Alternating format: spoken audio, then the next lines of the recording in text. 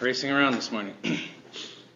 You'll note when you log on to WebCT for this class, there's two additional components. First, I've posted at least lectures 1 through 18 as PDF, one slide per page. In addition, there's a link if you have your course menu open on the left-hand side. If not, you can go into that same folder, the lecture slides as PDF, and there will be the PDF file for the lecture presentation on the menstrual cycle from the general physiology class.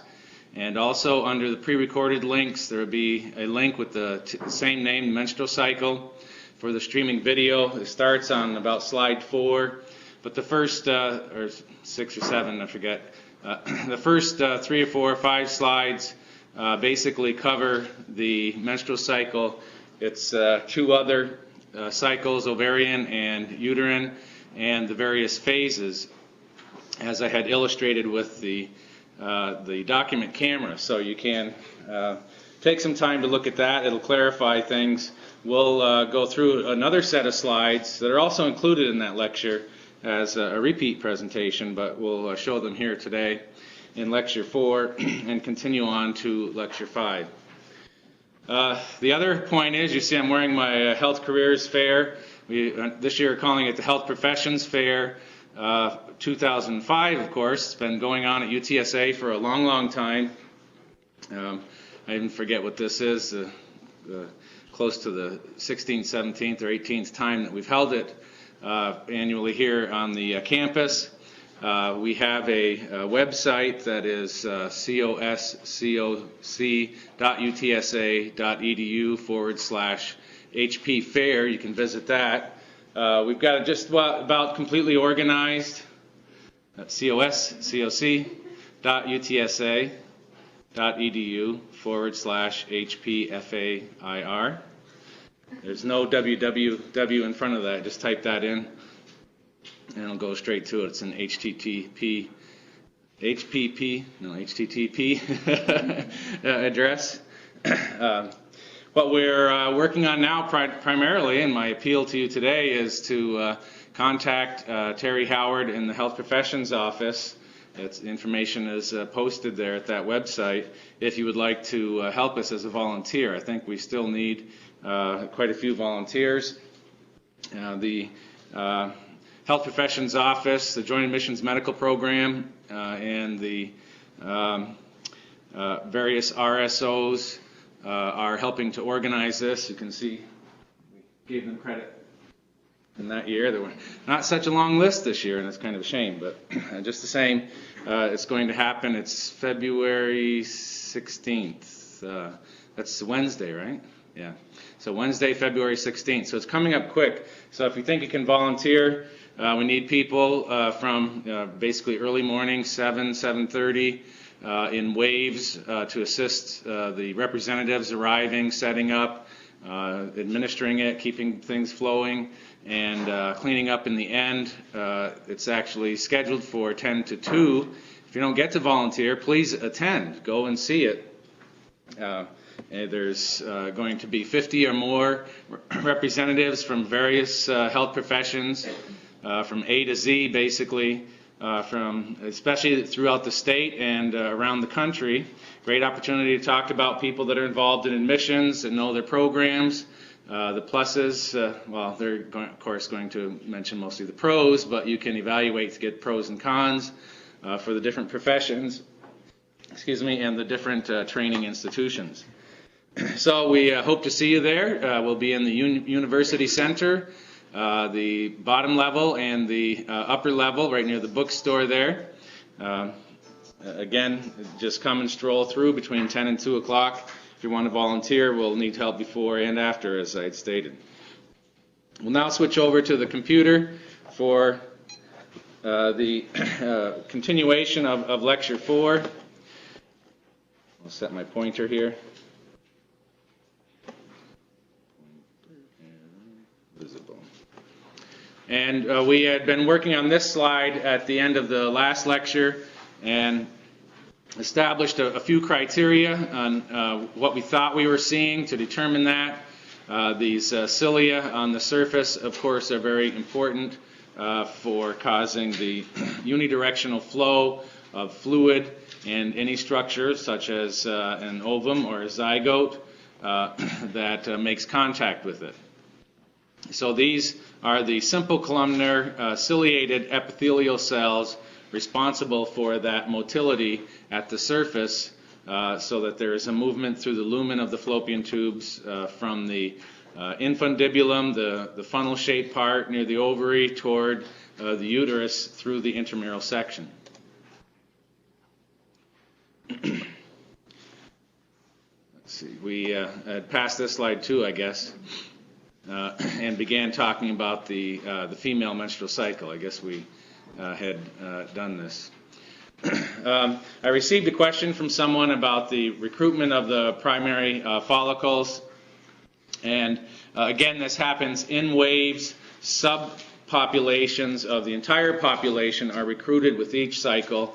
Some, I don't know the number, or if it is known, even the range per cycle in each of the ovaries. And in humans, of course, the most common event is that in one ovary, one of those recruited follicles will become the primary follicle, the Graafian follicle that will ovulate.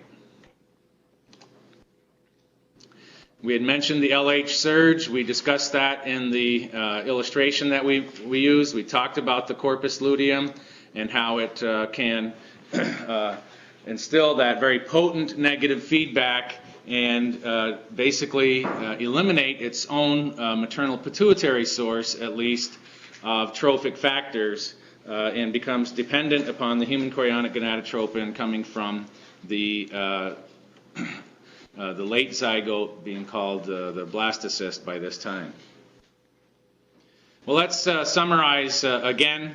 The step A was the GnRH from the hypothalamus affecting the gonadotropes, the cells in the anterior pituitary that express the genes for FSH and LH, thereby stimulating synthesis as well, stimulating the secretion of the LH and FSH.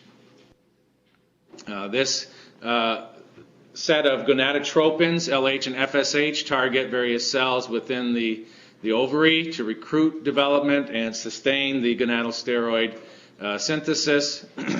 Blood levels of estrogen, as we indicated, are important for changing the molecular mechanisms at the anterior pituitary within those gonadotropes, GnRH receptor gene expression, the amount of LH and FSH that is stored and available for release, such that there's the LH surge with an ultimate buildup and some ultimate trigger, and that LH surge will trigger the ovulation, and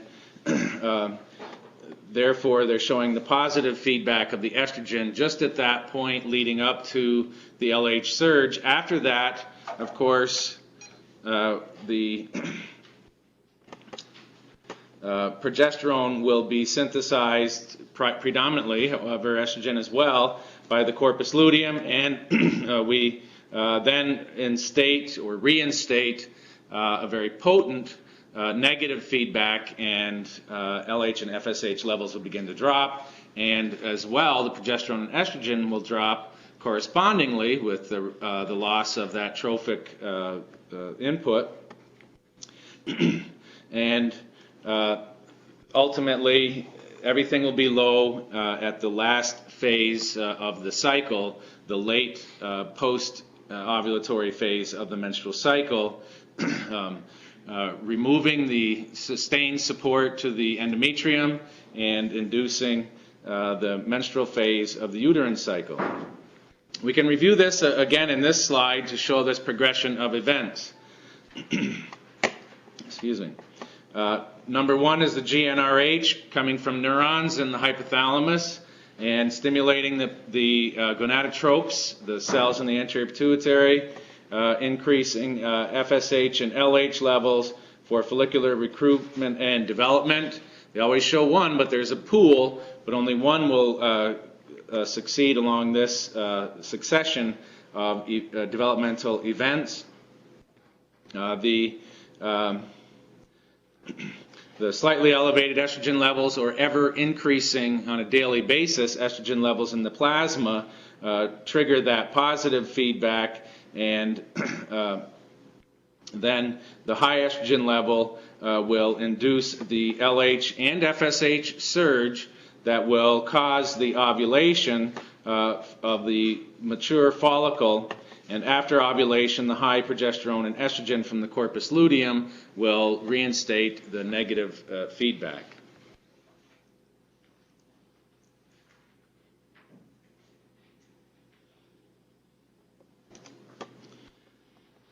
We'll now go through the phases in this type of an illustrative model, talking about the early to mid follicular phase. So we are talking about pre-ovulatory phase events of the menstrual cycle, with an emphasis on the ovarian cycle. Here, the early to mid follicular phase, the very first part, follicular recruitment and development.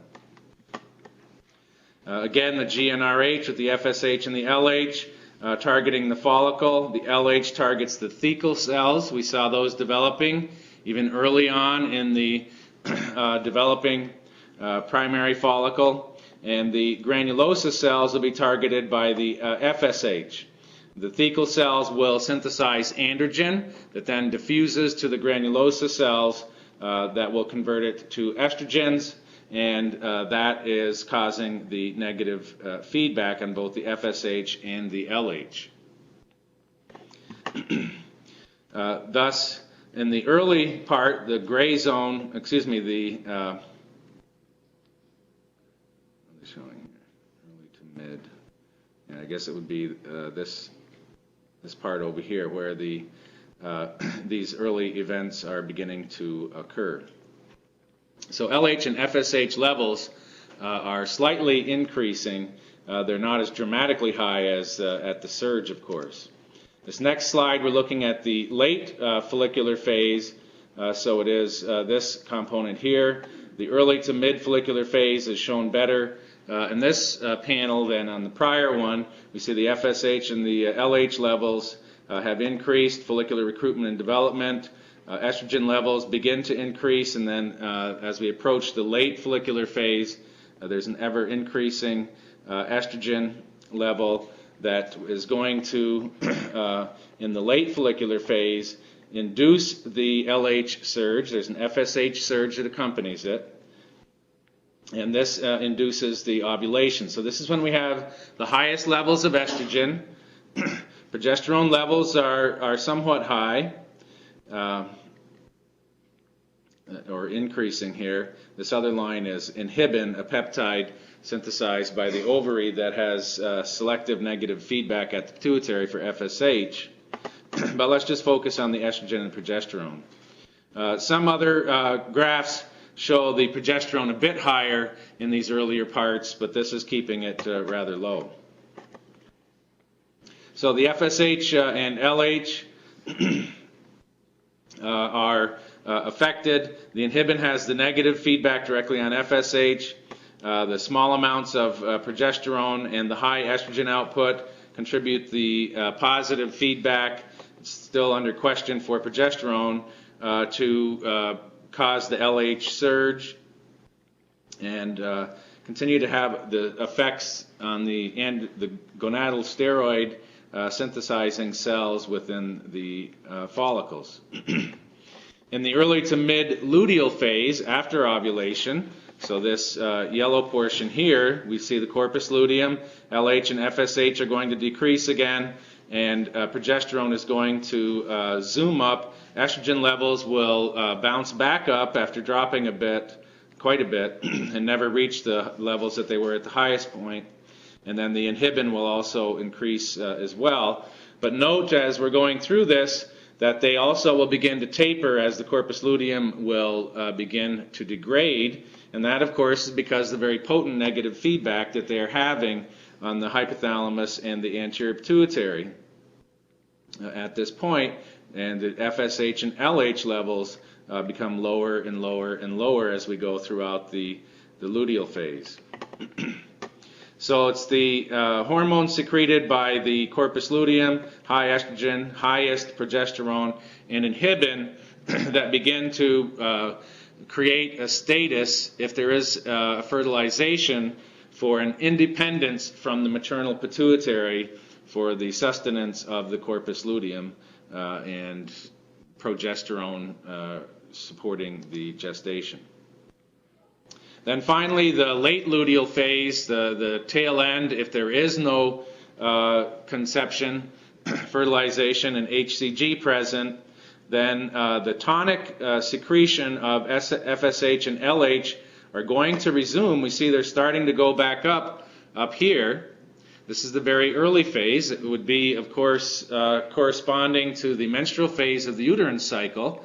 So these low progesterone levels will have caused the loss of the blood supply to that functional layer of the endometrium, and it loses its integrity and sloughs to the external environment, as we know.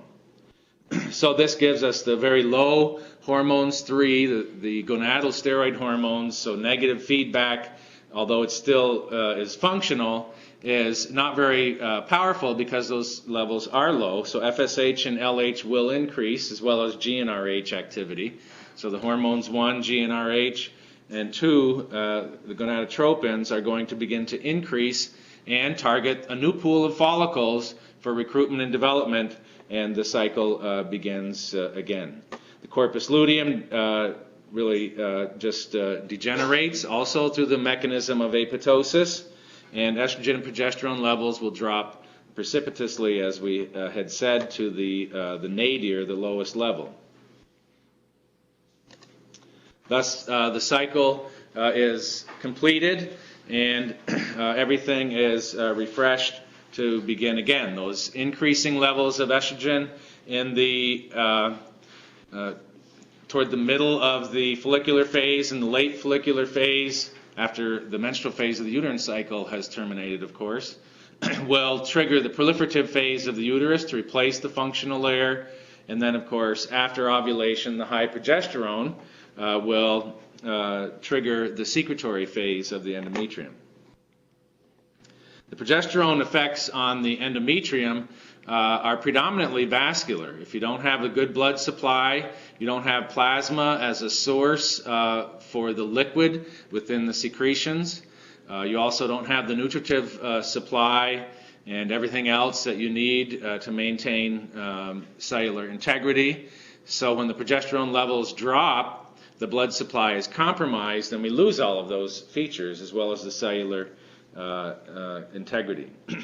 So this is a histological section showing a yellow body, corpus luteum obviously, with a blue stain of the connective tissue surrounding it. And it's a very characteristic appearance of the corpus luteum. So obviously the progesterone is the hormone produced in vast quantities by this structure. So there was another series of questions there. I'll let you encounter those independent of the lecture time. Now let's consider the uterine cycle of the menstrual cycle. It's different phases, more so focusing on exactly what's happening. So there is a mirroring of the cyclic production of the estrogen and progesterone, just as I had summarized a moment ago.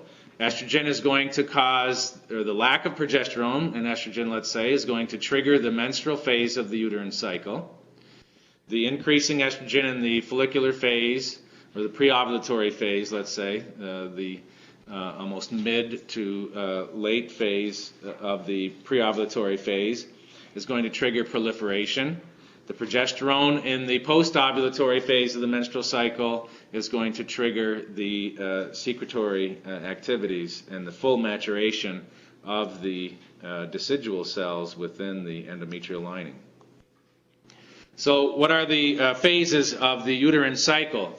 So a little more detailed in this slide than in the simplified model that we gave of the 3 phases, menstrual phase, the proliferative phase, and secretory phase. Although they are still shown here, the menstrual, as we had said, about 4 to 5 days, the loss of the endometrial lining, the functional layer. proliferative with the follicular estrogen triggering that. So this is massive mitotic activity, not only for the decidual cells, the production of the epithelial lining, the glandular cells, the ducts of the glandular cells, but the vasculature as well, arteries and veins. And a lot of the connective tissue too, we got to keep that in mind. The secretory phase, when the corpus luteum is within the luteal phase of the ovary, and tremendous amount of progesterone, other than triggering metabolic activities within the decidual cells so that we have the enzymes to store carbohydrates, lipids, and the whatever form of protein they store later to become available to the implanted conceptus. You have to have a good vascular system in order for cells to do that as well. So it is a combinatory effect. Then another phase is added in here, and this is the one that I said is related to the withdrawal of the progesterone or blockage of the progesterone receptor, as with RU486. The vasculature, those spiral arteries begin to constrict. So it's the ischemic phase, the decrease in blood supply. So there is a vasoconstriction of the spiral arteries just at the junction of the basal and the functional layer of the endometrium. This will trigger a necrosis of the superficial endometrial lining.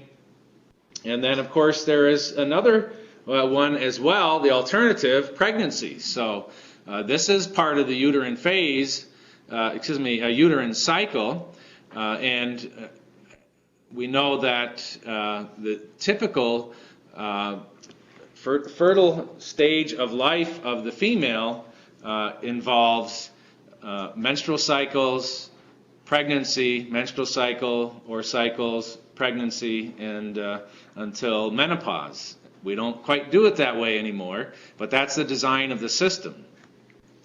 So considering the natural life cycle, if you will, of the uterus, pregnancy is an expected, from the organ's perspective, I guess, an expected event.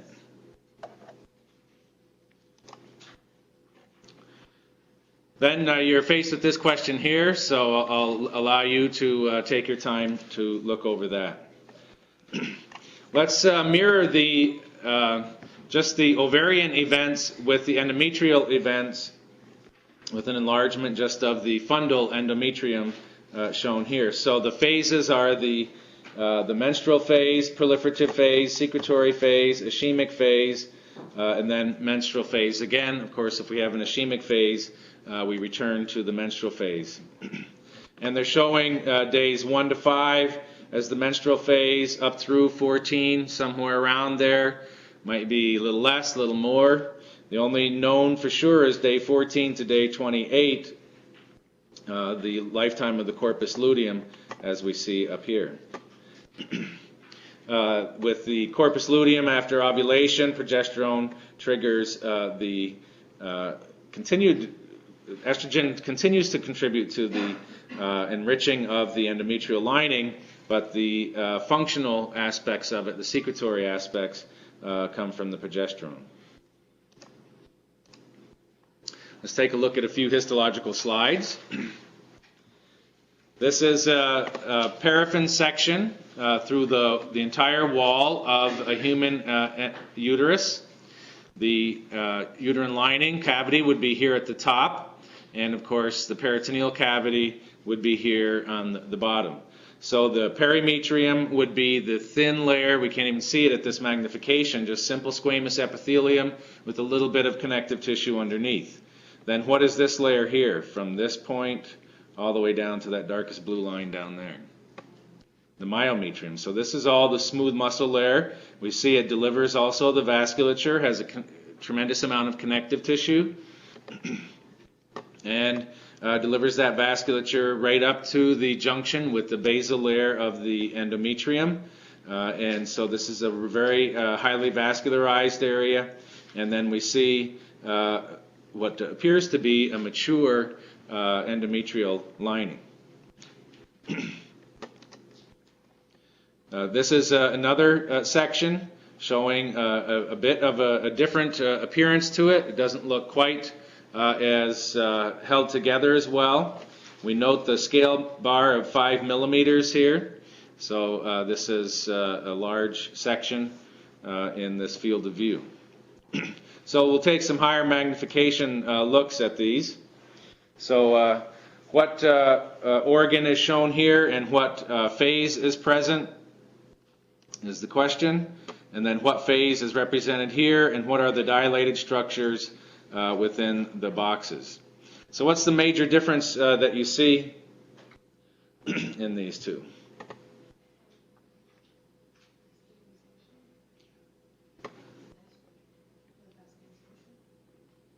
These? Those are the glands and the ducts, and these are the decidual cells surrounding it here, and the epithelial lining is located there. And then these are vastly dilated. Sure looks like they're all plumped up and pumping. So this would be proliferative. This would be secretory phase. So the decidual cells in this phase may even have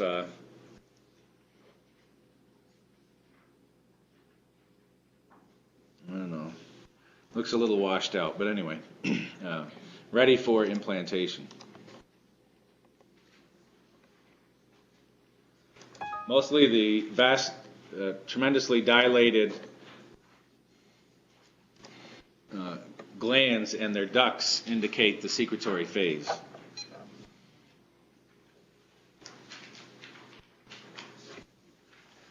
Just that second slide, because the surface decidual cells didn't look quite that intact, would almost make you want to think that it might be in an early ischemic phase where he's starting to lose it. But we'll just envision it differently, that it is still within the secretory phase.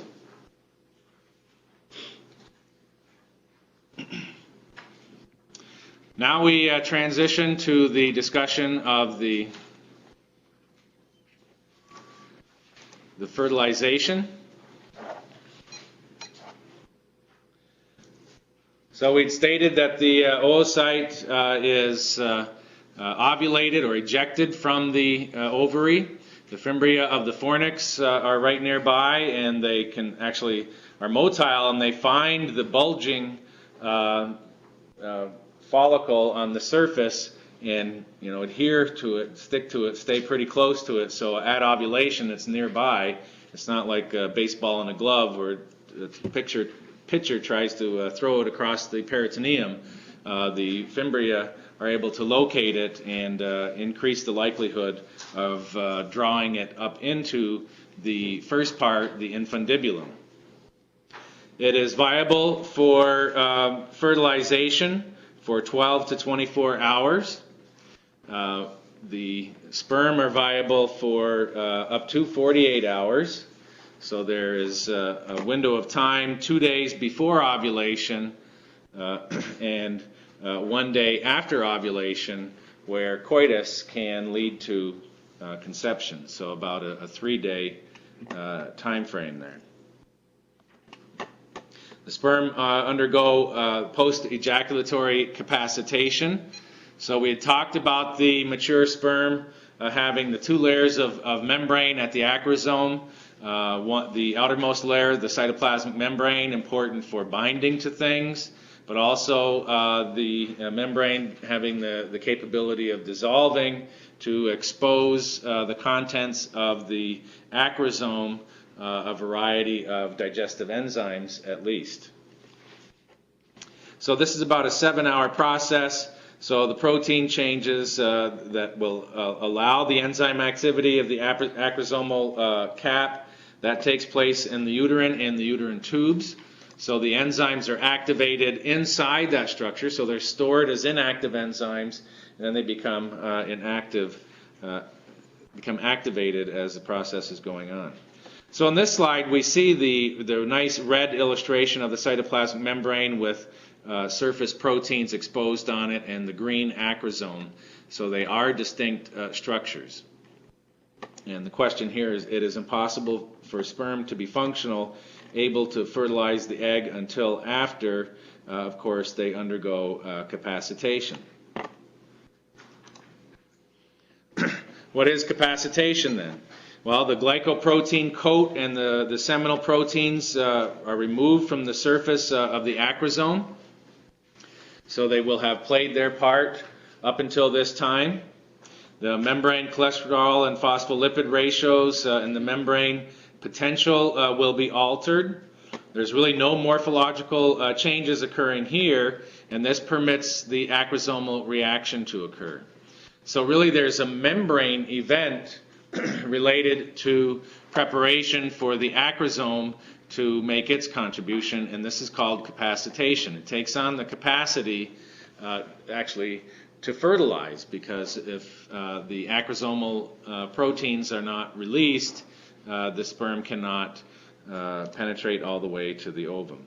So here we see an overview, an illustration of an overview of the acrosome reaction in human sperm. So here's the intact acrosome. There will be membrane fusion and the vesiculation of the acrosome. So it's gradually starting to have a deterioration of its membrane at the frontmost portion of the sperm. Then the acrosome reaction is complete and those enzymes are released. So it's kind of like a gigantic exocytotic event, if you want to think of it that way. The membrane just gets out of the way, and you have this dumping of the contents. So when capacitated sperm come into contact with the corona radiata, this will begin to occur. Here is another slide that takes us through a bit more detail. So we are at a high magnification of the head of the sperm at the junction with the egg jelly or coat. We see the vitelline envelope, always new terminology, and the egg plasma membrane. What's the other term for this layer here? Zona pellucida, thanks. My brain was frozen on that one. So the zona pellucida, the clear zone. So we see the acrosomal membrane is in contact with it, and the acrosomal reaction continues from there, and these enzymes are dumped and they digest away the zona pellucida, exposing these little black bumps, bindin receptors, and there's bindin exposed on the remaining part of the sperm after the acrosomal contents are dumped. You can see there's globular actin right in this area here, and then the bindin protein is just adjacent to the contents of the acrosome itself. So once these enzymes have dissolved away enough of the zona pellucida, then that sperm has made contact with these bindin receptors in the vitelline envelope. So the actin filaments polymerize, forming a process, and the receptors on the vitelline envelope bind to that bindin, and this sperm is now very close to being received or considered to be received by the ovum. But there's still a little bit more that needs to happen. So at this point, the sperm has accomplished its major tasks of getting to that degree of proximity to the ovum. There will be more that will take place, as we'll describe in a moment, but let's consider the location of this. It is in the ampulla of the uterine tube. So we talked about the infundibulum being the funnel-shaped part with the fimbria hanging off. The next is the portion with the largest dilation, or the largest diameter of the lumen. Therefore, by definition, you apply the term ampulla to that. So an ampule is a dilated container within which we store things, right? So the ampulla is the dilated portion as we are progressing from the opening to the peritoneal cavity toward the uterus. Next, remember, it narrows to the isthmus, and then there's the intramural portion within the wall of the uterus. The enzymes in the acrosome put the sperm in that position at the vitelline membrane, and the male and female nuclei complete their DNA replication, but it almost seems like there's something missing in between, and of course that's what we proceed to. We have now followed the events of the sperm up to the point of contacting what they're calling the extracellular space here, but the vitelline membrane was what it was called. The smaller image up here, of course, is showing the entire ovum with the corona radiata, the oocyte in the second meiotic division, just waiting for fertilization to complete that division. Remember, it's frozen in metaphase 2, or held in that stage. And more than one sperm have reached the ovum at that time. They are beginning to undergo capacitation, and one or more may actually get all the way through. And we have added a step in here, the binding, before the penetration through into this extracellular space, as they call it here. So capacitance has to occur just around the contact with the corona radiata cells, and the acrosomal reaction takes place up to that point of penetrating the zona pellucida, and then after the binding, there will be events that draw selectively a sperm into this zone under the zona pellucida, and it can proceed to fertilizing the ovum, or the ovum will allow it to fertilize. So there's other things that are going to happen. The ovum is going to contribute to this. You can see these cortical granules just under the cytoplasmic membrane. They're there for a reason. We'll talk about it, the cortical reaction. And then we see the oocyte cytoplasm down here. So we're going to talk about a change in the ovum such that there can be a fusion of the oocyte and the sperm plasma membranes, and then the sperm nucleus will become engulfed by the oocyte into its cytoplasm. So here's a question that you can consider.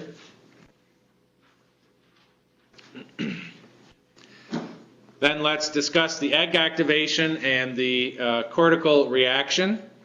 So prior to fertilization, the egg is in a quiescent state, arrested in metaphase of the second meiotic division, as we had said. Upon binding of a sperm, the egg will rapidly undergo a number of metabolic and physical changes that are collectively called the egg activation. Remember, it not only has to coordinate the events for the remainder of the second meiotic division, producing the second polar body, and it also has to tend to the sperm that have penetrated the zona pellucida and make a selection. The prominent effects include the increase in intracellular calcium. Intracellular calcium is essential for any intracellular movement and all that kind of stuff that we've talked about. The second meiotic division will be completed, and then the cortical reaction will occur. And this, as I said, is a massive exocytotic event. Therefore, we need the calcium, right? Any exocytosis, safe generalization, any cellular exocytosis requires the calcium inside the cell membrane to interact with the proteins that guide the granules to the surface, dock them, and fuse and lead to the exocytotic event. So shortly after the sperm and the oocyte fusion, this reaction will occur. I want to back up just quickly. I didn't point something out on this slide. Notice these are two of the enzymes that are within the acrosome, hyaluronidase and acrosin, and they are responsible for the enzymatic degradation of the zona pellucida. Hyaluronidase is a common enzyme for softening connective tissue. Well, the cortical granules also contain a mixture of certain enzymes and proteases especially, and they diffuse into the zona pellucida following the exocytosis from the egg. So they alter the structure of the zona pellucida, inducing what is known as the zona or zonal reaction. What is this going to bring about? What happens once there's a zonal reaction? Remember, there's millions of sperm out there trying to accomplish the same thing. So they no longer can react. Their enzymes can no longer degrade the molecules within the altered molecules within the zona pellucida. And the components of the cortical granules may also interact with the oocyte plasma membrane. So there's a variety of events that are occurring. And I realize we haven't given all the detail and explained everything, but we've added to our basic knowledge, and that's a key aspect of our objectives in this course. This reaction refers to the alteration of the zona pellucida. It's catalyzed by those proteases from the granules, and this represents the major step to block polyspermy in most mammals. So after one sperm has made contact with the membrane of the oocyte, the oocyte triggers the change in the zona pellucida, excuse me, ultimately through this zonal reaction, so that no more sperm can penetrate it. So this is the result of two measurable changes in the zona pellucida. It hardens, so those proteases and enzymes from the granules, the cortical granules, will bring this about. So basically it kind of sets it as a concrete. So the other sperm, their acrosomal enzymes can no longer degrade the molecules within there and cannot penetrate. The sperm receptors in the zona pellucida are destroyed. So those bind-in receptors that we saw, the proteases will destroy them. Therefore, if a sperm had already started penetrating or was very close to being through or somehow does get through, then the bind-in receptors are not there to bind it and hold it, and it will not be able to proceed any further. So obviously, the binding of bind-in on the sperm to the bind-in receptors is extremely important for the possibility of penetrating through and making contact with the oocyte membrane. So the loss of those receptors can be demonstrated in vitro by mixing sperm with both unfertilized oocytes that haven't undergone the zona reaction and two-cell embryos which have previously undergone the cortical and the zona reactions. So the zona pellucida is going to persist for a while, kind of as an eggshell with the zygote. So this is evidence that it has disappeared. So in this experiment, the sperm attach avidly to the zona pellucida of the unfertilized oocytes, but the zygote will not be attached to any sperm. So the fertilization begins with the completion of meiosis II in the oocyte, ends with the combination of the parental chromosomes. The final product is a single diploid cell known as the zygote, as we had shown before. One sperm reaches that point, the nuclei form and fuse, and then mitosis will begin. So about 72 hours after fertilization, the egg is divided into more than 160 cells called the morula. Is this true or false? So as we see, the ovulated ovum, they always make it look like it has to float this great distance, but the fimbria find that spot and secure to it. It's nice and close by. And Fertilization occurs in the ampulla. All the events that we just talked about, ultimately the fusion of the pronuclei and mitosis proceeds as the zygote is being moved toward the uterine cavity, where upon arrival it will have to have this little cavity within it and be called the blastocyst. So days 5 through 9, the blastocyst will implant. So 72 hours is 3 days. Days 2 to 3, the cell division takes place. By day 4 to 5, the blastocyst reaches the uterus. So it's safe to say that within 3 days, I don't know, I'll have to check again. I don't think it can reach that in 3 days. Appreciate your time and attention. That completes the lecture for today.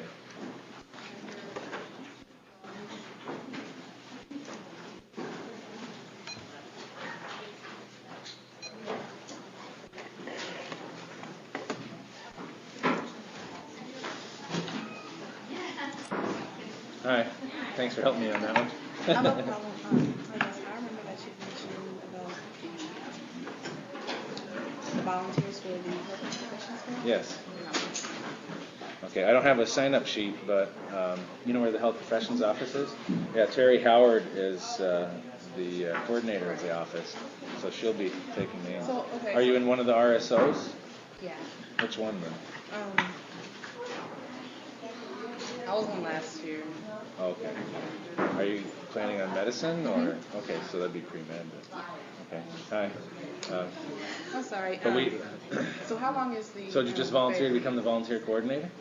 Um, Take down. You